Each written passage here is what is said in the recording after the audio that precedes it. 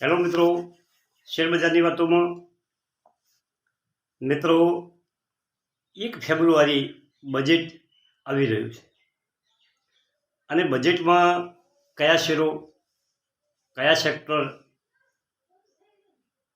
કયું સેક્ટર ફોકસમાં રહેવાનું છે અને મૂવમેન્ટ કેવી રહેશે અને બજેટના હિસાબે કયા શેરો વધશે તેના ઉપર આજ ચર્ચા કરવી છે. શેર કયા લેવલે ખરીદ કરવો અને તેની પણ આજ ચર્ચા કરવી છે. તમારે કોઈ કંપની સતત દોડતી હોય તો તમારે એન્ટર થવું હોય તો કયા લેવલે થવું. અને ખાસ વિનંતી કે આ ચેનલમાં કોઈ નવા હો અને તમને વિડીયો જો મારો સારો લાગતો હોય તો મારી ચેનલ સબસ્ક્રાઈબ કરી દેજો મિત્રો. હવે આ ઇન્ટિરિયમ બજેટ 2024 કયા સ્ટોક પર વોચ રાખવી. 1 ફેબ્રુઆરીએ આપણા finance minister Nirmala Sitharaman budget પેશ કરવાના છે. વધારે ફોકસમાં રહેવાનું હોય તો રેલવે, ગ્રીન એનર્જી અને ડિફેન્સ, આ 3 સેક્ટરોમાં સરકાર જે 2023ના બજેટમાં ફાળવણી કરી હતી 23-24માં એનાથી વિશેષ ફાળવણી ઓમાં કરવાની છે અને એમાં વધારે ફોકસ સરકારનો ગ્રીન એનર્જી અને રેલવે ઉપર છે. તો રેલવેના ઘણા સ્ટોકોની આપણે વિડીયોમાં ચર્ચા કરી છે, પરંતુ હવે આપણે 1-2 સ્ટોક રેલવેના અને ગ્રીન એનર્જીના 3-4 સ્ટોકની આજે આપણા વિડીયોમાં ચર્ચા કરવી છે.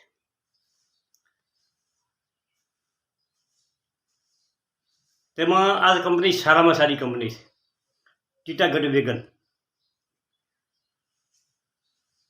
ગયા વર્ષે જે ઇન્વેસ્ટરોએ ઓમાં ઇન્વેસ્ટ કર્યું એને ગજબનું રિટર્ન મળ્યું છે. આવતા વર્ષે પણ આમાં પૂરેપૂરું રિટર્ન મળે એવી પૂરેપૂરી શક્યતા છે. 2024ના બજેટમાં સ્ટોક ફોક્સમાં રહ્યો હતો. હવે 3 લાખ કરોડ રૂપિયાનું આ બજેટમાં 3 લાખ કરોડ રૂપિયા બજેટ રેલવેમાં સરકાર ફાળવણી કરે એવો અંદાજ છે. તેથી રેલવેને લગતી બધી જ કંપનીઓ ફોક્સમાં રહેવાની છે. RVNL, IRFC, IRCTC, Titagarh wagon, Jupiter wagon, આ બધી કંપનીઓ ફોક્સમાં રહેવાની છે મિત્રો. અને આ બધી કંપનીઓ પાસે સારામાં સારા ઓર્ડરો અને સારામાં સારી કામગીરી પેન્ડિંગ પડી છે. એ 1 વર્ષ કામ કરે એટલા તો એમના પાસે ઓર્ડરો પડ્યા છે. કંપનીની વાત કરીએ તમે તો કંપની 50 દિવસનો એવરેજ ભાવ 1005 રૂપિયા પર આસપાસ ટીટાગઢ વેગનનો છે અને હાલ 1112 રૂપિયા પર કંપની ચાલી રહી છે મિત્રો. 50 દિવસની એવરેજ 1000 રૂપિયા છે. ઘટે અને 1000 આવે તો આમાં થોડા શેર તમે એન્ટર કરી શકો. બજેટ પહેલાં અને બજેટ પછી પણ આ સ્ટોક ફોક્સમાં રહેવાનો છે. હવે સ્ટોકની વાત કરીએ કે એના વેચાણમાં કંપનીએ ગજબનો વધારો કર્યો છે. જૂન 23, સપ્ટેમ્બર 23 અને ડિસેમ્બર 23 આ 3 ક્વાર્ટરના આપણા વોકડા જોઈએ તો 47.82 કરોડ, 44.97 કરોડ અને 45.47 કરોડ સતત એના વેચાણ વધે જાય છે મિત્રો.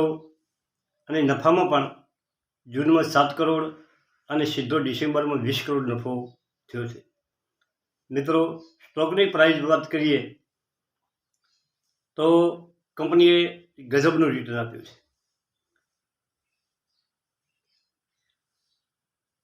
1 વર્ષમાં 405% કંપનીએ રિટર્ન આપ્યું છે. પ્રોફિટમાં કમ્પાઉન્ડિંગના પાવરને આધારે 129% પ્રોફિટમાં વધારો થયો છે અને 95% કંપનીના વેચાણમાં વધારો થયો છે. સુપર કંપની છે. હવે બીજી કંપની છે RVNL, ગવર્મેન્ટ કંપની છે. રેલવે ઇન્ફ્રાસ્ટ્રક્ચર કંપનીનું કામ કરે છે. હવે એનું માર્કેટ કેપ 62,957 કરોડ છે અને કંપનીની ઓર્ડર બુક 72,000 કરોડ છે. એના માર્કેટ કેપ કરતાં પણ એમના પાસે વધારે ઓર્ડરો પડ્યા છે મિત્રો. અને કંપનીનો ભાવ 302 આસપાસ ચાલી રહ્યો છે. 52 વીક લો 56 રૂપિયા છે અને 52 વીક હાઈ 346 રૂપિયા ઉપર ગયો હતો અને આજ 302 રૂપિયા આસપાસ ટ્રેડ થઈ રહ્યો છે. આ ભાવમાં પણ તમે થોડોક નીચે આવે તો પણ એન્ટર થઈ શકો છો. કંપની પાસે ઓર્ડર બુક મજબૂત છે. કંપનીનો ROE 17.8, ROE 20.8 અને ફેસ વેલ્યુ 10 રૂપિયા છે. હવે આપણે વાત કરીએ મિત્રો કે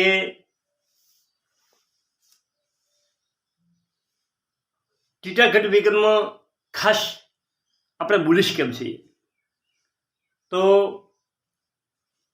પ્રમોટરનું હોલ્ડિંગ 42% છે. FIC જૂનમાં 7% હતી, એ ડિસેમ્બરમાં 20% થઈ છે. આ ટીટાગઢ વેગનની વાત છે. DI જૂનમાં જે 9.8% હતી તે 12% થયા છે અને પબ્લિકનું હોલ્ડર જૂન 2023માં 35% હતું તે ઘટીને ડિસેમ્બર 23માં 25.22% થયું છે. એટલે ફક્ત 8-9 મહિના ગાળામાં 10% શેર પબ્લિકે વેચ્યા છે. FIC અને DI શેર ખરીદ કર્યા છે. એને કારણે આપણે ખૂબ એમાં બુલિશ છીએ ટીટાગઢ વેગનમાં. કંપની વેગન, મેટ્રો કોચ આવી બધી ખૂબ મોટી કામગીરી કરે છે. રાજસ્થાનમાં ટીટાગઢ જે છે સિટી એમાં એનું મોટી પ્લાન્ટ છે. હવે રેલટેલની વાત કરીએ. રેલટેલ કંપનીના ત્રીજા ક્વાર્ટરનું પરિણામ કંપનીએ પેશ કરી દીધું છે ડિસેમ્બર ક્વાર્ટરનું અને તે ખૂબ સારું આવ્યું છે. એનું વેચાણ, નફો એમાં જોરદાર વધારો થયો છે મિત્રો. અને IRFC પણ ફોક્સમાં રહેશે. તે પણ સારી કંપની છે અને કંપની એક વર્ષમાં 445% રિટર્ન આપ્યું છે. આમાં પણ જો તમને તમારી ચોચ ડૂબે અને કંપની નીચે આવે તો તમે રોકાણ કરી શકો. મારે આ એક ફર્સ્ટ ક્લાસ એક વાત કહેવી છે કે મારા પાસે એક શેર હતો જ્યોતિ રીઝન. એણે એક વર્ષમાં એટલું બધું રિટર્ન આપ્યું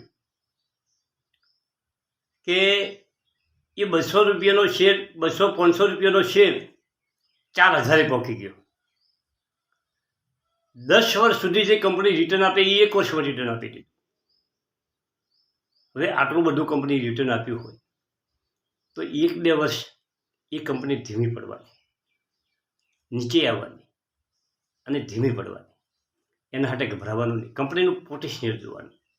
અને મારે તમારે બધાને એક વિનંતી કરવાની છે કે તમારા પોર્ટફોલિયોમાં જે શેર છે, તમારે જે શેર લેવા છે એ શેર ઉપર તમે જુઓ, કંપનીનું શેર હોલ્ડિંગ પેટર્ન જુઓ, કંપનીના ત્રિમાસિક આંકડા જુઓ. હવે ડિસેમ્બરના આંકડા બધી કંપનીઓ ઘણી કંપનીઓ કર્યા છે કે હવે અત્યારે ચાલુ જ છે રજૂ કરવાનું.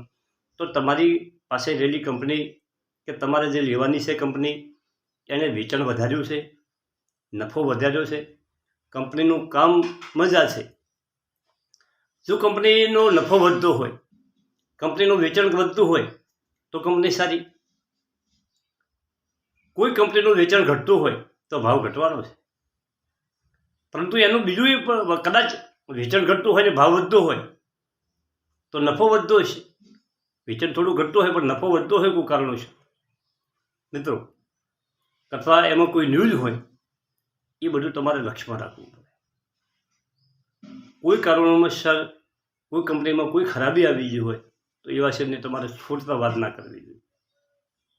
તમારે 2-4 મહિના આ ક્વાર્ટરમાં ઓછું આવ્યું હોય, બીજા ક્વાર્ટરમાં ઓછું આવ્યું હોય, કંપનીના કોઈ એવા ન્યૂઝ હોય તો તમારે એને છોડી દેવી જોઈએ અને એનાથી તમને સારી કંપની એ બે એમાં ટ્રાન્સફર થવું જોઈએ. પરંતુ કંપનીનું સતત વેચાણ વધે જતું હોય, નફો વધે જતો હોય તો એવી કંપની ના છોડવી જોઈએ. હવે આપણે ગ્રીન એનર્જીના શેરો ઉપર વાત કરીએ કે ગ્રીન એનર્જી સેક્ટર ફોક્સમાં રહેવાનું છે અને મોદી સાહેબે આ રામ મંદિરની પ્રાણ પ્રતિષ્ઠા વખતે એમણે ટ્વીટ કરીને જે 1 કરોડ ઘરોમાં સોલારથી વીજળી ઉત્પન્ન કરવાની જે વાત કરી છે એવી ને એવી જાહેરાતો બજેટમાં પણ કદાચ કરે મિત્રો. અને એમનું વિઝન એવું છે કે દેશની જે લોકોની જરૂરિયાત છે એટલી વીજળી એ જાતે પેદા કરે, દેશને આગળ લઈ જવાનું છે. તો KPI ગ્રીન આ સારામાં સારું છે, સોલાર પાવરનું કામ કરે છે. અને તમે જુઓ તો એનું માર્કેટ કેપ 100,089 કરોડ છે, EPS 33.40 છે, PA 45.37, PA કોઈ મોંઘો નથી, PB 23.25 છે અને બુક વેલ્યુ 65 રૂપિયા 19 પૈસા છે, ફેસ વેલ્યુ 10 છે. રિટર્ન 1 મહિનામાં 13%, 3 મહિનામાં 86%, 6 મહિનામાં 81% અને 1 વર્ષમાં 235% રિટર્ન આપ્યું છે અને 2 વર્ષમાં 570% રિટર્ન કંપની આપ્યું છે. પ્રમોટરનું હોલ્ડિંગ 53.8% છે.